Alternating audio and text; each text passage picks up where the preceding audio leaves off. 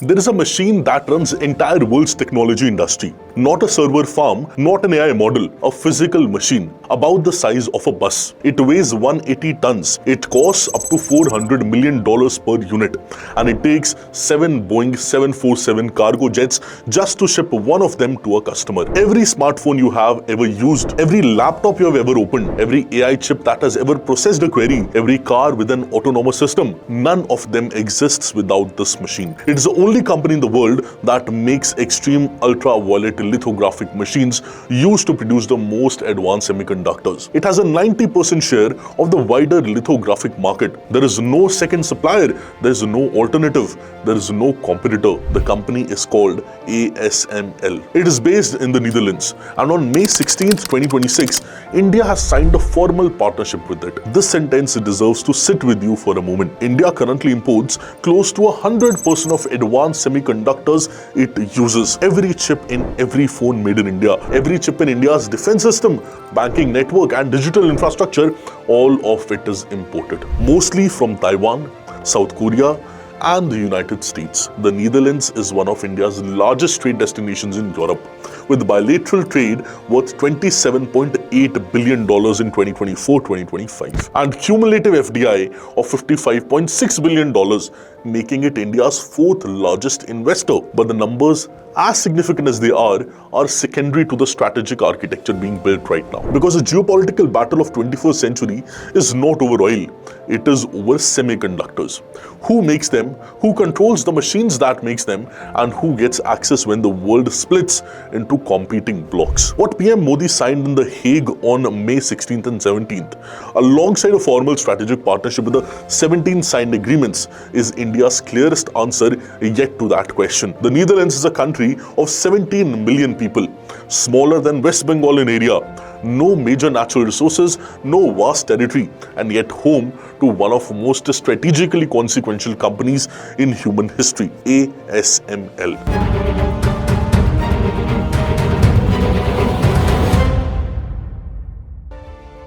ASML will enable the establishment and ramp up of Tata Electronics' upcoming 300mm semiconductor fab in Dholera, Gujarat. The collaboration will focus on deploying ASML's holistic suite of advanced lithographic tools and solutions for the Dholera fab. Tata Electronics plan to invest around $11 billion in this facility, which is expected to manufacture chips for artificial intelligence, the automotive industry, and the other sectors.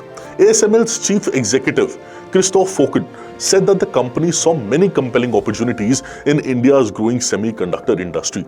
See, India's first commercial 300mm semiconductor fabrication facility, and the MEA confirmed this marked ASML's first such partnership with India and would significantly contribute towards strengthening India's semiconductor ecosystem. ASML's first ever for India. Now understand why this goes beyond a business deal. ASML's most advanced EUV machines are something that the US has specifically banned China from accessing. ASML's most advanced EUV machines are something that United States has specifically banned China from accessing. The US-China chip war is fundamentally a war over ASML access. China has been trying to replicate this technology for over a decade and has not succeeded. India has now formalized a partnership with ASML at the highest bilateral level, with both prime ministers as witnesses. India is not just building a chip factory, India is choosing which side of the chip war it stands on. India and the Netherlands elevated their ties to a strategic partnership and inked 17 agreements covering defense, critical minerals, semiconductors, and other key sectors as well. And beyond ASML, this visit produced 3 more outcomes that deserves attention. The two leaders launched an ambitious India-Netherlands roadmap on development of green hydrogen and explored a defense industrial framework for joint manufacturing and technology transfers. See, the Netherlands is one of Europe's most advanced economies in green hydrogen. India, with its enormous solar and wind energy base, has set out to become one of the world's largest green hydrogen hydrogen exporters. See, the roadmap aligns two complementary strengths at precisely the right moment in the global energy transition. A key pact on migration and mobility is expected to facilitate a movement of Indians, professionals and students between these two countries. Also, Netherlands, it holds the second largest Indian diaspora in Europe and largest in mainland Europe, totaling around 260,000 people. More than 35 Indian students are currently studying in Dutch universities, including TU Delft, Leiden and Maastricht. And this agreement creates a structural channel for India's workforce and academic talent to access European opportunity. And then there is a cultural dimension, which almost no one covered with the way it deserves. PM Modi attended a ceremony marking the return of 11th century Chola dynasty copper plates to India, calling it a joyous moment for every Indian. The artifacts known as the copper plates has remained in the Dutch custody since 19th century. India had pursued their return since 2012. The Chola plates are a set of 21 copper plates weighing around 30 kilograms, bound together by a bronze ring bearing the royal seal of Rajendra Chola I. The inscriptions in Sanskrit and Tamil date back to the reigns of Raja Chola I and his son Rajendra Chola I. The plates were taken to Netherlands in the 1700s by Mr. Camper, a Christian missionary present when Nagapattinam was under Dutch control.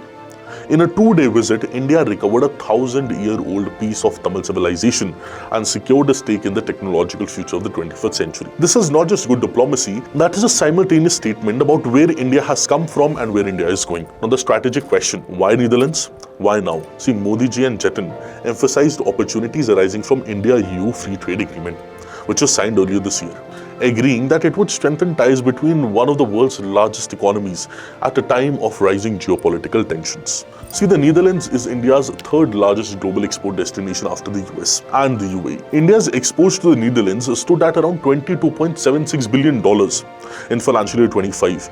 The port of Rotterdam is the primary entry point for India's goods into the European continent. Upgrading the strategic partnership with Europe's gateway country at the exact same moment the India-EU FTA comes into force is not coincidence, it is sequencing. Modi also thanked Jetten for continued Dutch support to India's permanent membership of a reformed and expanded UN Security Council. Now that line is easy to miss, but it matters.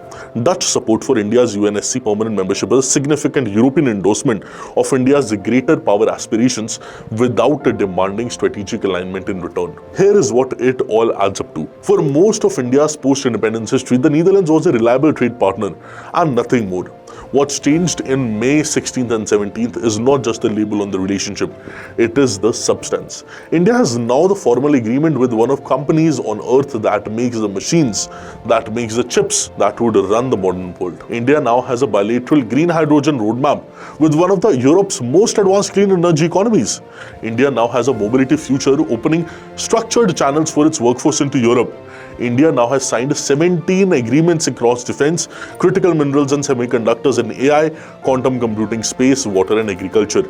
And India brought home a 1,000-year-old piece of Tamil civilization from a Dutch university. India's foreign policy in 2026 is not about choosing sides. It is about choosing depth. The US, Japan, Australia, France, Vietnam, UAE, and now the Netherlands each bring something India specifically needs: technology, capital, market access, diplomatic support, strategic geography.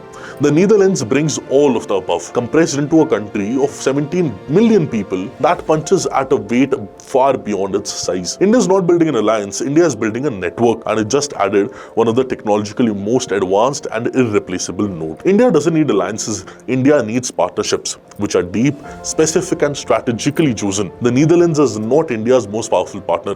It might be India's most irreplaceable one. But before I leave you, one uncomfortable question. India is extraordinarily good at signing agreements, at generating joint statements, at attending ceremonies with bilateral photo opportunities. What India has historically struggled with is execution, turning roadmaps into factories, turning frameworks into co-production lines, turning signed MOUs into operational reality. The Dholera semiconductor fab has been discussed for years. The ASML partnership now gives it a critical technology anchor. But a semiconductor fab needs more than machines. It needs talent pipelines, power infrastructure, regulatory continuity, and a sustained political commitment across the government cycles. See, South Korea built its semiconductor industry over 40 years of unbroken state commitment. Taiwan built TSMC through decades of policy continuity and willingness to absorb massive risk. India has signed the agreement. India has the ambition, the investment in the market. What it would actually take is in policy, in governance, and in accountability for India to become a genuine semiconductor manufacturing nation within the next 10 years. ASML is willing.